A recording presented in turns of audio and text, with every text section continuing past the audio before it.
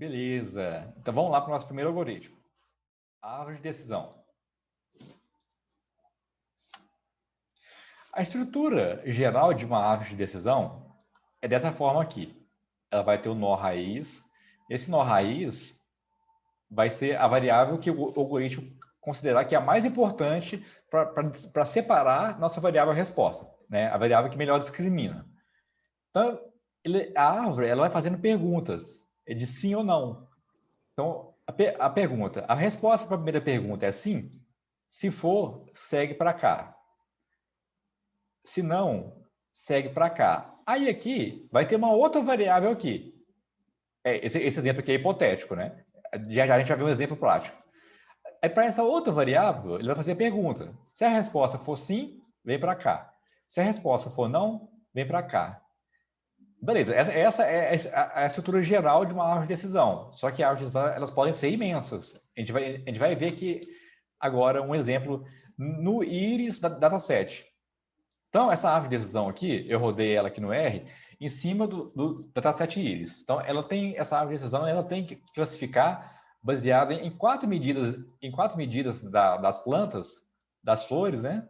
É a altura da pétala e largura da pétala, e largura da sépala e altura da sépala. Nós temos quatro preditores aqui. Então, baseado nesses quatro preditores, o algoritmo tem que saber separar bem o que é uma cetosa, o que é uma versicola, o que é uma virgínica. Por quê? Quando chegar uma nova planta que eu não souber, eu vou ter só as medidas dela. Eu não vou ter a qual classe que ela pertence. Então, eu vou seguindo aqui o fluxo na árvore de decisão e vou rotular essa flor. Por exemplo, ele identificou que a primeira variável que ele tem que perguntar é o tamanho da sépala. Então, ele vai falar assim, o tamanho da sépala é menor do que 2,5? Esse aqui é em centímetros, né? É menor que 2,5 centímetros? É. Então, ó, yes. Então, a gente segue para cá e, de cara, já classifica como cetosa. Por quê? Porque se a gente voltar aqui nesse gráfico lá atrás, a gente vê que a cetosa, ó, aqui de vermelhinho aqui, ela está muito isolada das outras. Então, como eu comentei na hora da explicação, é muito fácil para o algoritmo acertar. Então, de cara, se as únicas espécies de íris que tem pétala menos que 2,5 centímetros são as cetosas. Então, de cara, ele veio para cá. Então, ó, tem 100% desse nó terminal aqui são cetosa. Então, não tem como o algoritmo confundir. Não tem erro aqui. Agora, se o tamanho da pétala não for menor do que 2%, ó, que 2,5 centímetros, vai vir para cá. Vai perguntar, tá, mas e a altura da pétala? É menor do que 1,8? Se não for, o não é sempre para a direita. Vem para cá. E classifica como virgínica. Por que classificou como virgínica? Na base de dados, é como se a gente fosse pegar a base do Excel e fosse filtrando. Eu vou filtrar o tamanho da sépala maior do que 2,5, tamanho da pétala menor do que 1,8. Se eu fazer esses filtros no meu histórico de dados, ou seja, os dados de treinamento para a árvore de decisão, eu vou ver que 98% do meu histórico seguiu esse fluxo aqui. Que seguiu esse fluxo foi virgínica. E 2% foi versicolor. Então, tem uma pequena margem de erro aqui, mas mesmo assim, a chance de errar é mínima, né? Então, esse nó, ele ainda é puro, né? Ou seja, o que seria um nó puro? Um nó que não tem margem de erro, ou se tiver, ela é pequenininha. Agora, se o tamanho da pétala for menor do que 1,8, a gente viria para cá. Ela vai perguntar, tá, mas e a altura da pétala? É menor do que 5? Se não for, a gente vem para cá.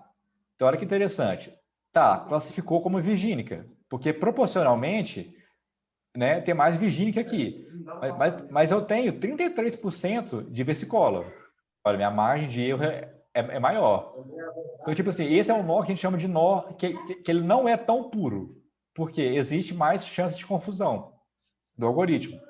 Já, se o tamanho da pétala for menor do que 5, vem para cá e rotula como versicolor. Ó, esse nó já é bem puro, porque eu tenho 98% de versicolor e só 2% de virgínica. Então, a chance de erro aqui é muito pequena, né? Lediane falou... não, beleza. Pessoal, coloca no mute aí, por favor. Por gentileza, pessoal, vamos deixar no mute. Aí, só na hora que tiver dúvida, tira do mudo. É isso. Oi? Oi, Renan. A árvore sempre é binária? Não, inclusive nesse caso aqui ela não é binária, tá vendo? Ela pode rotular em 3 classes, ó. Em setosa, em versicolor e virgínica. Eu já usei também para prever performance de vendedor antes de ser contratado. Tipo assim, vai pôr as características do vendedor, né, e as respostas dele no teste do RH. E a árvore de decisão discriminava se ele seria ser bom vendedor, performance mediana ou performance ruim. 3 classes. Então você pode trabalhar com quantas classes você quiser na árvore de decisão. É claro que quanto mais classe, maior a amostra você tem que ter. Isso, mas eu estou falando de número de filhos aqui no caso. O número de nós filhos sempre no máximo é 1 ou 2 aqui.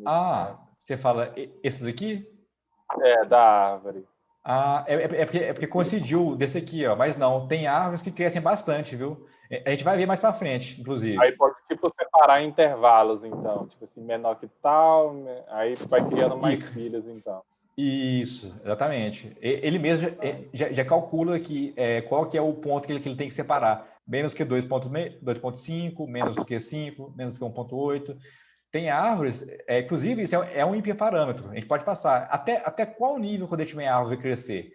Né? O que acontece? Se a árvore for crescendo demais, acontece o que a gente chama de overfitting.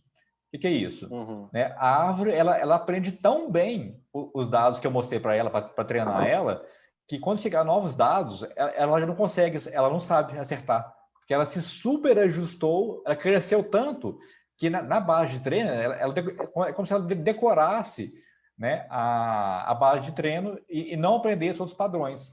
Então, é interessante a gente fazer a poda da árvore, né, que é essa redução do tamanho dela. Só que o R já faz a poda de forma automática para a gente. Então, a gente não precisa preocupar com essa questão. Mas a árvore pode crescer sim. Nesse caso aqui, ficou pequenininho para ficar mais didático. Mas logo vai ter outro exemplo mais para frente, que tem a árvore maior. Então, medidas de impureza. Então, uma métrica para calcular os nós da árvore de decisão, e para calcular, o que acontece? Eu mostrei 4 variáveis para a árvore de decisão, né? Mas pode ser que não necessariamente todas elas sejam boas para discriminar as 3 classes. Então, o algoritmo ele precisa de algumas métricas para achar isso. Porque se a variável não for boa, ele já remove automaticamente para a gente e a variável nem entra na árvore de decisão. Então, tem mais essa vantagem. E uma dessas métricas, tem várias na literatura, mas a mais utilizada é a entropia, que nada mais é a proporção da classe que eu quero prever vezes o logaritmo de base 2 da classe que eu quero prever. Não vamos gastar muito tempo aqui, não, mas no cálculo. Mas o conceito da entropia é o seguinte, ela é utilizada até na física também, inclusive. Enfim, não sei para quê, mas na física também usa essa métrica. Qual que é a ideia? A entropia, ela mede o nível de impureza do nó. Lembra que eu comentei que esse nó aqui, por exemplo, não era tão puro, porque o algoritmo podia confundir? Já esse nó aqui, ele é muito puro, porque não tem como confundir. Então, esse nó aqui ele tem entropia igual a 0. Por quê? Vamos lá. A entropia igual a 0, a gente vai ver que, aqui, ó, à medida que eu tenho 100% de acerto para uma classe, a minha entropia é 0. À medida que os erros vão aumentando, a minha entropia vai aumentando até no máximo 1. Por quê? O número 1 é o nível máximo de desordem. O termo técnico que a gente usa é isso, desordem. Porque se eu quisesse prever se o cliente compra ou não compra, e a entropia do nó daquela árvore fosse assim, ó, suponha que eu tivesse 10 observações na minha base de dados, né? E dessas observações, 5 está para o cliente que ele compra e 5 fala que ele não compra. E aí? Então, o nível de desordem é o máximo possível, porque o algoritmo não conseguiu aprender com essa variável que eu estou testando. Só que à medida que os exemplos continuam volta a ter a taxa de acerto, só que para outra classe, né? Aqui no começo eu tinha o máximo de acerto para a classe sim. Aqui em cima eu tinha o máximo de erro. E aqui eu vou ter o máximo de acerto, só que para outra classe, ó. Aqui não. Então, se eu tiver 10 observações e minha entropia for 0, é muito bom, porque o algoritmo ou vai acertar sempre que o cliente que ele compra, ou vai acertar sempre que o cliente não compra. E quando a entropia for 1, ele não vai acertar. Se uma variável der 1 de entropia, a própria árvore de decisão já descarta essa variável. Por quê? Essa variável não serve para a gente. Então, isso aqui é só teórico. Só para a gente saber, quando a gente for rodar no R, a gente tem uma noção do que está sendo feito ali por trás. Em momento algum, a gente precisa decorar isso aqui ou fazer na mão esse tipo de cálculo. Tá? Que às vezes a gente está meio enferrujado nos cálculos. Beleza, deixa eu ver isso aqui. Então, ok. A Rafael perguntou aqui. A importância relativa utiliza o cálculo de entropia ou é outra métrica? Então, Rafael, aí depende da biblioteca. Ela pode usar a entropia ou pode usar o Gini Index. Depois você dá uma pesquisadinha. Vou dar um nome aqui. São as duas métricas mais usadas. Eu escolhi... A parte matemática do Gini também não é complicado. Então, você pode dar uma olhadinha também. Mas eu escolhi a entropia porque é o default do R. Então, para a gente ter menos esforço com configurar algoritmo lá no R. Então, vamos fazer o seguinte. Vamos supor que a gente tem essa base aqui, ó, pequenininha, só para a gente exercitar os conceitos. Eu tenho 1, 2, 3, 4, 5... Eu tenho 6 indivíduos. Cada linha aqui é uma pessoa. Para cada pessoa, eu medi a pressão dela e medi a glicose. E rotulei se ela tem ou não diabetes. Qual que é a ideia? Eu quero fazer uma árvore de decisão para quando chegar uma nova pessoa, eu vou medir a pressão e vou medir a glicose dela. Eu quero que o algoritmo classifique para mim se ela tem diabetes ou não. Então tá, vamos lá. Vamos fazer um pouquinho de cálculo aqui agora. Lembrando que os cálculos é só para a gente saber de onde está vindo. A gente não precisa decorar ele aqui. Então, ó, a entropia... A primeira coisa que tem que fazer é calcular a entropia da variável resposta, que é teve diabetes. Em todo o conjunto de dados, que fica menos 3 sobre 6. Por que menos 3 sobre 6? Porque a entropia, a gente vai ver aqui na fórmula, é a proporção da classe, da iésima classe, que o nosso I vai até 2, né? Nós temos, o I pode assumir, a classe pode assumir, tem diabetes, não teve. Então, é a proporção daquela classe vezes o logaritmo base 2 de proporção daquela classe. Vamos lá. Então, eu tenho três pacientes que tinham diabetes. Então, qual que é a proporção? É 3 sobre o total, sobre 6, vezes log base 2 da própria proporção. 3 sobre 6. A gente pode usar... O R faz isso por trás para a gente. Menos 3 sobre 6 de novo. Tipo assim, mas por que menos 3 sobre 6 de novo? Porque, por coincidência, nós também temos 3 pacientes que não tiveram diabetes. Então, fechando o colchete, seria assim. Então, olha só, a entropia vai dar 1. Por quê? Nosso dataset está bem balanceado.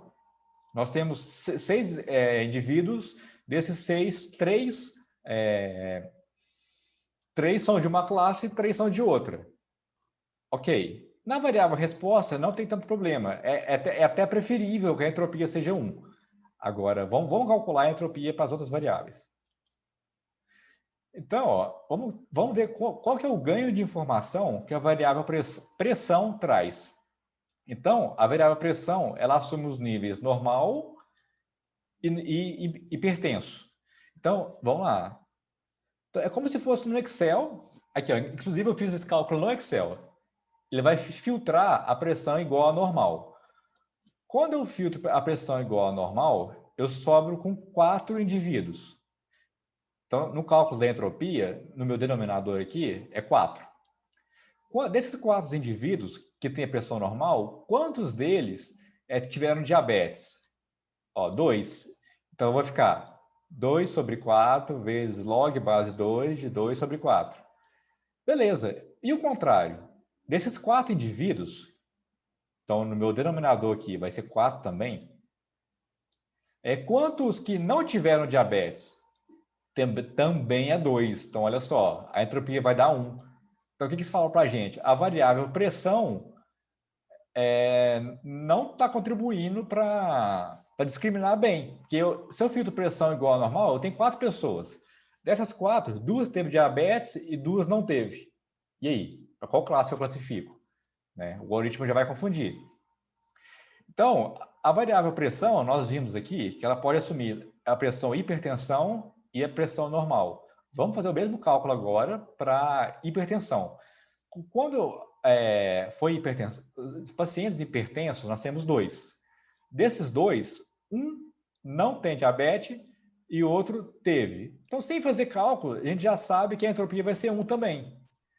Então, claramente, a gente vai ver que a variável pressão não contribui para a aprendizado do algoritmo. Então, o que ele vai fazer? Ele vai ver, olha, a entropia foi 1. Então, eu vou descartar essa variável.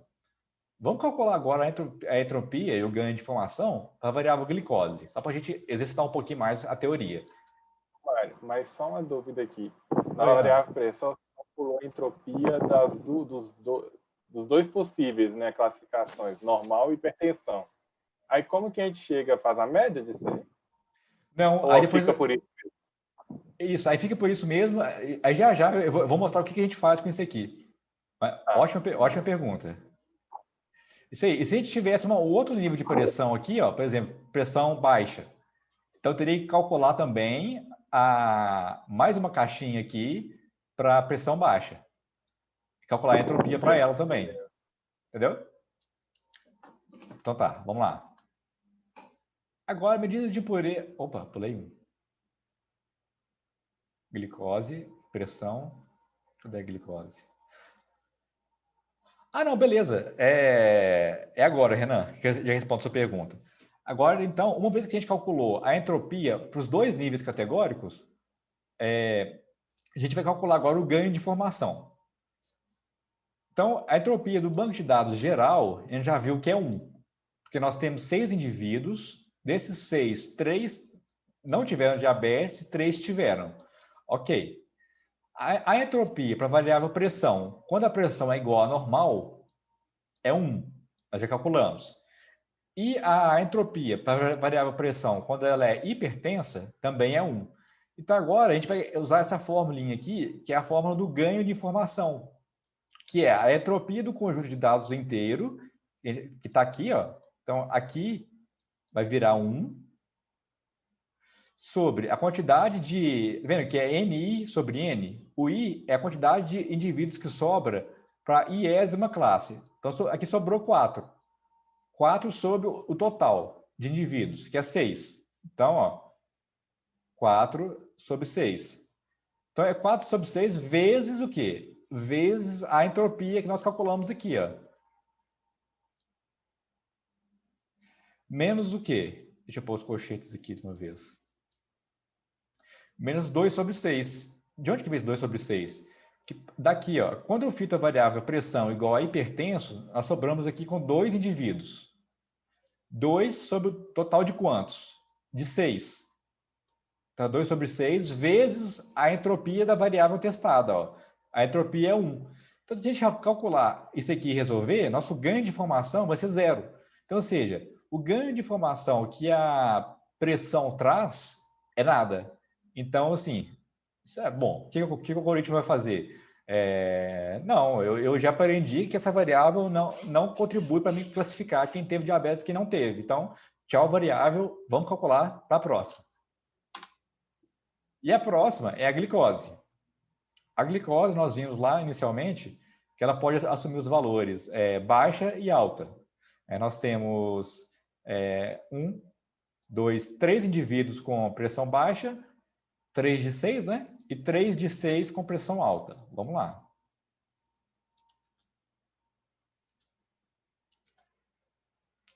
Ó, então, a glicose, ela assume dois valores, né? 2 níveis categóricos, baixa e alta. Então, nós temos que calcular a entropia 2 vezes, para 2 níveis.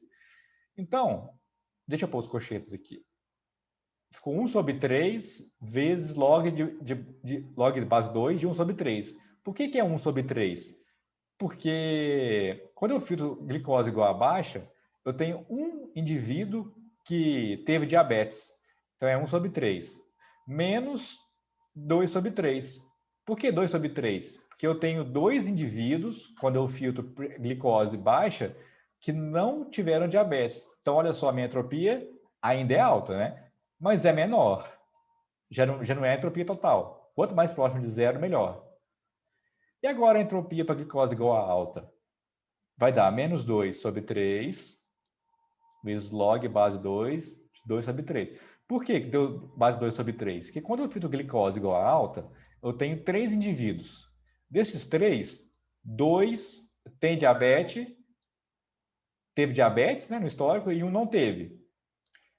Então, 2 sobre 3 vezes menos, né, 1 sobre 3. Que esse 1 aqui é o que não teve diabetes. Então, a entropia também é menor, ó, não é 1. Então, parece que, apesar de ainda estar ruim, a variável glicose consegue nos auxiliar em alguma coisa. Porque se o paciente tiver glicose alta, a gente, fazendo uma votação aqui, né, a gente votaria como sim, porque é a maioria. Mas vamos lá. Então, agora a gente tem que calculamos a entropia. Agora a gente tem que calcular o ganho de informação. Então, nós temos 6 indivíduos, né, na base de dados. Aí a entropia do banco de dados geral é 1, que nós temos 6 indivíduos. Desses 6, 3 não tiveram diabetes e 3 tiveram. Esse 1 é aqui, ó, entropia do conjunto de dados, que daqui nós temos ele aqui. É esse 1 aqui. Menos a proporção, 3,6 sobre vezes 0,91. De onde que veio isso aqui? Vamos lá. Quando eu filtro, aqui, ó, a entropia para a glicose baixa é 0,91. Então, eu vou pôr 3 sobre 6, porque quando eu filtro glicose igual a baixa, eu tenho 3 indivíduos. Então, e o total de indivíduos da minha amostra é 6. Então, é 3 sobre 6 vezes a entropia, nós já calculamos aqui, menos eu passei por cima aqui. Quando eu filtro glicose igual a alta, eu tenho... Nossa entropia é 0,91, nós já calculamos. Eu tenho 3 indivíduos sobre o total de 6. Aqui. Então, é 3 sobre 6 vezes a entropia. Resolvendo esse cálculo aqui, eu tenho o ganho de informação de 0,08. Ainda é pouco, na prática é pouco, mas já nos traz algum ganho, né? Diferente da pressão, que não trouxe ganho nenhum. Então, como que seria uma possível árvore de decisão para esse pequeno banco de dados? Seria assim, simples assim. E o paciente iria chegar, a árvore iria perguntar, tá, qual é a sua glicose? Ela é alta? Se for alta, vem para cá e fazendo a votação, historicamente, pacientes que tiveram glicose alta, 2 deles tiveram diabetes e um não teve. Então, a gente vai classificar esse novo paciente como tendo diabetes. E caso a glicose for baixa, historicamente, dos pacientes que a glicose era baixa, 2 não tinha diabetes e 1 tinha. Então, a gente vai rotular ele como não tendo diabetes. Então, concluindo, nós vimos a estrutura hipotética de uma árvore de decisão, né?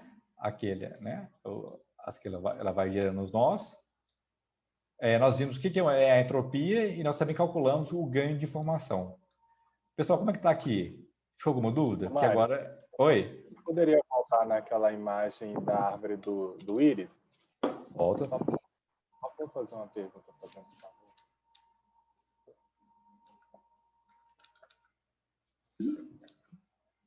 Essa aqui, toda rabiscada. Isso. Esses valores que estão aí, que você fala que dá para ver a pureza do nó, eles são os ganhos de informação? Porque Não, aqui então... a soma deles tem que dar 1, né? Tem que dar 1. Uhum. E esses valores, mas eles não são um ganho de informação, né? Não, não é. Esses valores aqui é o percentual de elementos amostrais, né, de linhas, que seguiram o fluxo da base de dados. Por exemplo, Ah, tá. Entendi. entendeu? Você falar na base de treino e filtrar tamanho da pétala menor que 2,5, 100% do resultado do seu filtro vai ser cetosa. Então, esses valores aí vão de acordo com os rótulos só, então. Os Depois da rótulos. separação. Isso, exatamente. O ganho de informação é só para identificar quais variáveis que o algoritmo vai considerar. A gente não usa ele aqui na árvore de decisão. Tá, joia, então. Obrigado. Entendeu? Nada. Então, pessoal, mais alguma dúvida aqui na árvore de decisão? Quando a gente for rodar ela no R, é uma linha de comando muito pequena, que faz tudo para a gente. É muito mais prático. Que agora a gente vai ver o Random Forest.